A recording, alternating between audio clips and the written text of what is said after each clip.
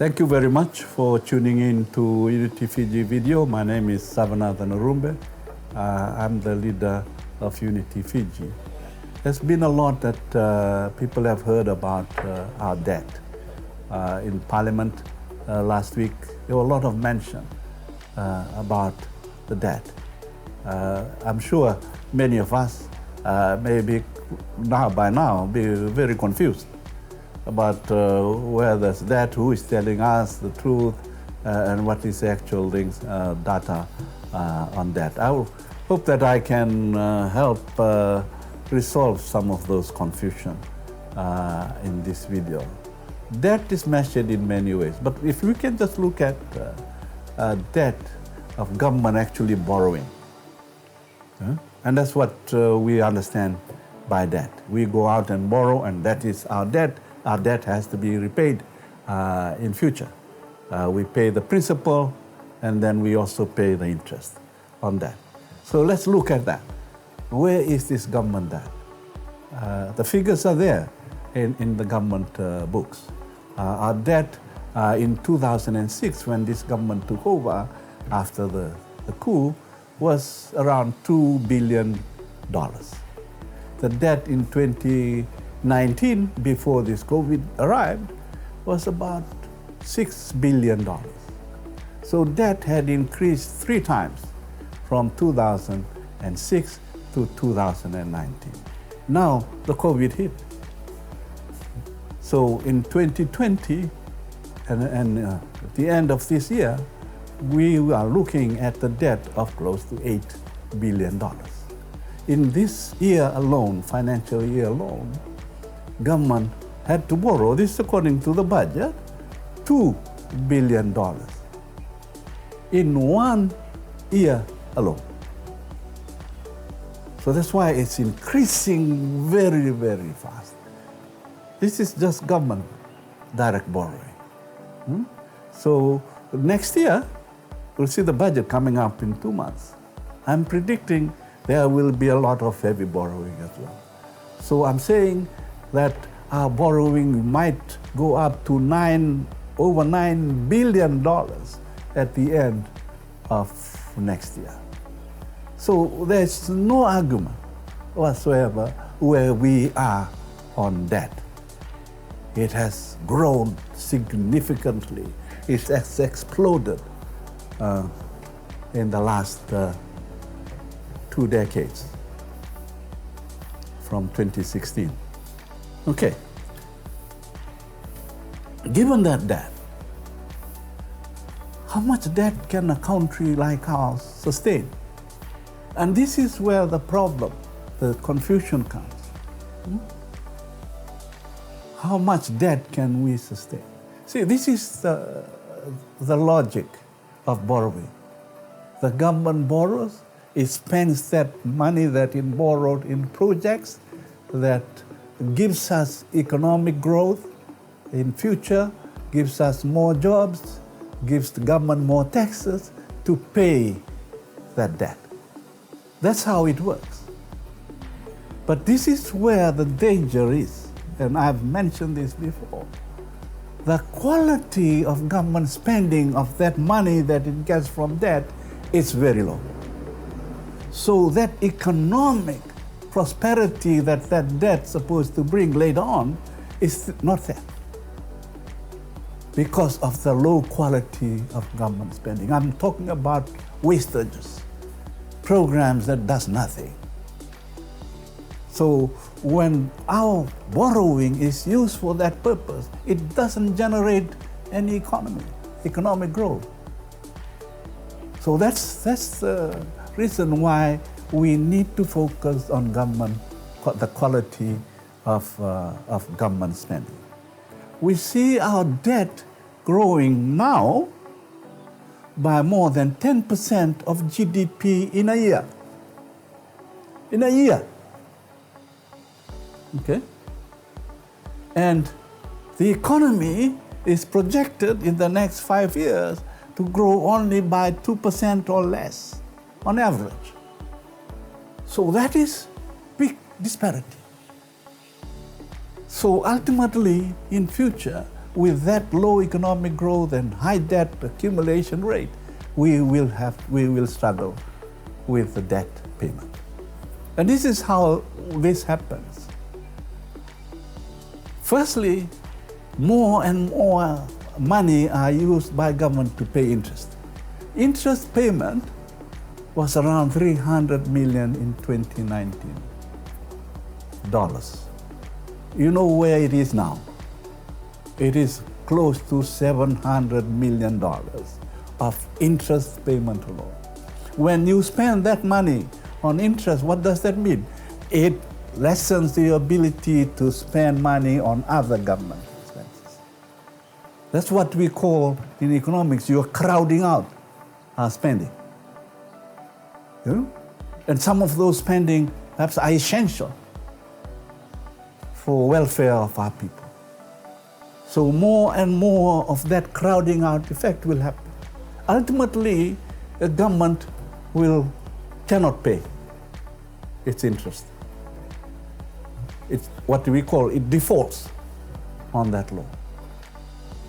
So when that happens, then government has to go and seek assistance from outside to resolve that situation. And normally they go to international organizations like the IMF, International Monetary Fund, the World Bank, for assistance. When we go hand in hand to them, this is what they will do to us. They will say, you created this mess because you spent too much money. Government spent too much money. So the solution is for government to reduce spending. When that happens, government services are affected, maybe government salaries of workers are affected, they may have pay cuts, the economy slumps, prices increases, and the welfare of the people is reduced, poverty increases, social impact increases, and that creates a lot of suffering for the people. And it takes years, decades, to come back to a stable financial position. That's what we are facing. And I've given the numbers to that. Anybody can look at those numbers and say it may not happen. But if you are prudent, and we have not been prudent, if you're prudent in your financial management, you should have instituted measures to reduce borrowing. Borrowing at this time is normal. A lot of countries like ours are borrowing, but people are forgetting that we could have borrowed less. And I'm calculating we could have borrowed half as less as what we are doing right now over the last 14 years or so. So that to me is financial management, because that is not in isolation. You cannot think of that in isolation. It is an outcome, a result of your financial management and your economic management. So we need to go back to fundamentals and say, okay, we need to examine our expenses, we need to reduce wasteful expenses, we need to not give away our revenue, our taxation. We need to look at some of those taxation measures again. So that to me is the solution to our debt. The sooner we start on that road of restructuring and re-examining our priorities in government spending, the better would be for our debt situation. Otherwise, we are going down that road of unsustainable debt very quickly, sooner than later. And I want to come to the issue of guarantees. There's a lot of debate on guarantees last week in Parliament. Guarantees are not exactly debt, but they could be debt if that borrowing organization defaults, doesn't pay. And this is where I'm raising the risk. The guarantees that government has been seeking from Parliament is quite high now, very high. And you know what? It is going to organizations that carries a lot more risk right now. Well, in the past, they have maybe to many other organizations, but right now, in this situation, there are many risks to the companies that are borrowing and government is providing guarantee. And I'm naming Fiji Airways as one. I'm naming FSC as another one. That's guarantees that the government is providing. So since these are very risky organizations, at this time, we must include guarantees as debt.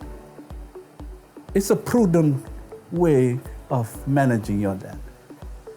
Because if this organization don't pay, we pay. And that's the risk. It's much higher now than before. We must do that. And if we do that to the figures on debt, on government direct borrowing itself, our debt scenario jumps above $10 billion.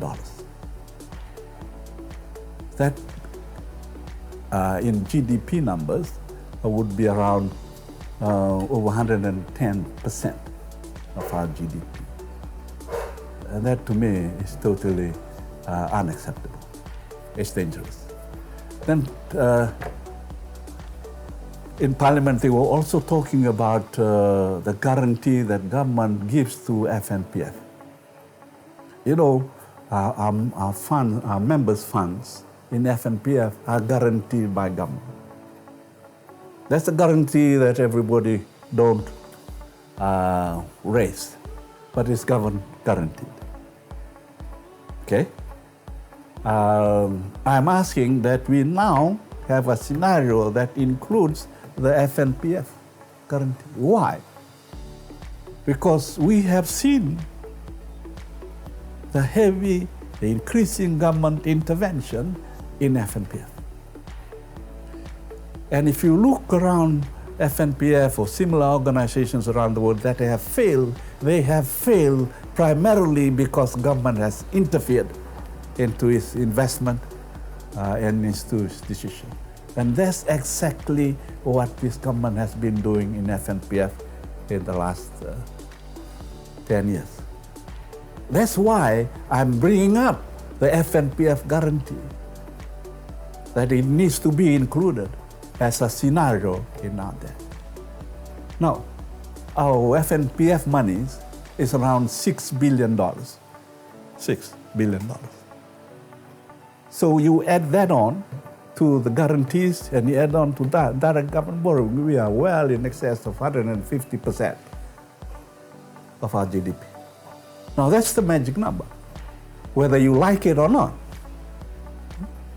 As a Minister of Finance or the economy, he must focus on the risks that are out there. That makes a good Minister of Finance, that focuses on the risks. I don't see that happening in the risks. He argues for a less riskier scenario, even though the risks are there. So, to me, our debt is a culmination of bad, poor, inappropriate fiscal or financial management and economic management. We must change that. We must change that. Otherwise, if we do not, and some of these risks come into play, this country is going down with our debt situation. And when that happens, then we have to front up to an austerity program that is really hurtful. And if you're thinking that countries in the world have gone through that I'm making some of this up, no, there are many examples out there of countries that have suffered of that. We quote Greece as an example, Venezuela as an example, the recent example of Zambia. So there are lessons there for us. Yeah? This is not doomsaying. We look at the numbers, we provide that risk assessment, we'll see that our debt situation is very, very dangerous right now. We must pull back from that catastrophe. Thank you very much.